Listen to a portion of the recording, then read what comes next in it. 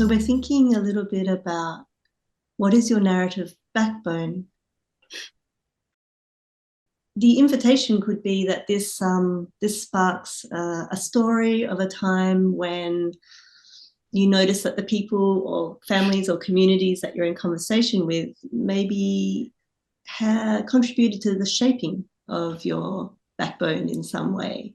In those early days when I was traveling with Michael, I met Peggy, and I just have such a memory of Peggy saying to me that, narrative therapy has heart and soul. Like that's what keeps me here. And the heart and soul, like what they were saying, the backbone along with the heart, it's just, yeah, that really resonated too.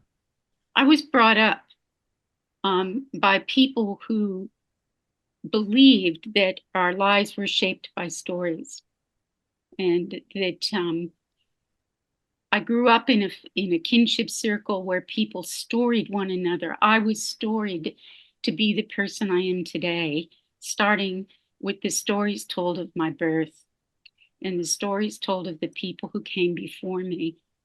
I felt very much that this resonated with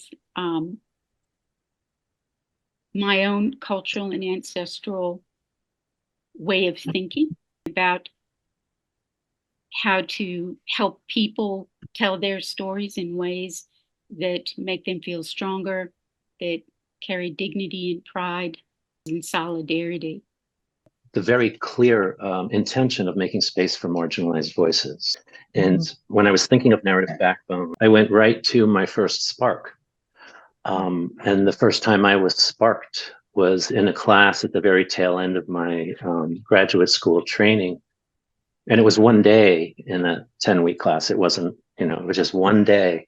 And Larry Zucker was the instructor and introduced postmodern ideas. And two things just made me go, what? You can do this? And one was, we don't have to just be endlessly circling the problem story and asking how shitty the shittiness is when it's really, really shitty. Because guess how a person is going to feel at the end of 50 minutes of that.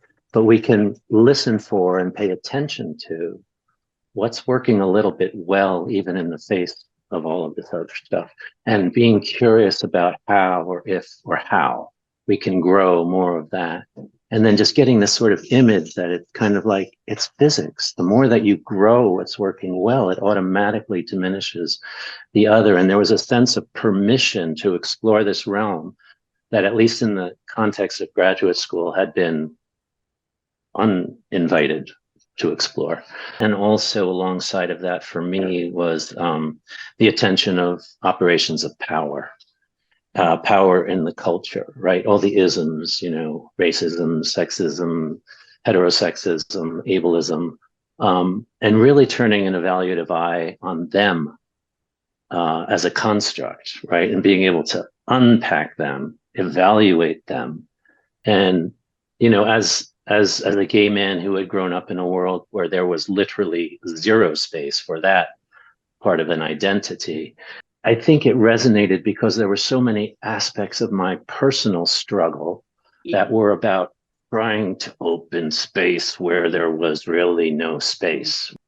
That sense of finding safety in the field of psychology that wanted to promote something that was so non-existent in my life growing up, and being able to provide that for other people and those aspects of their marginalized identities was hugely meaningful.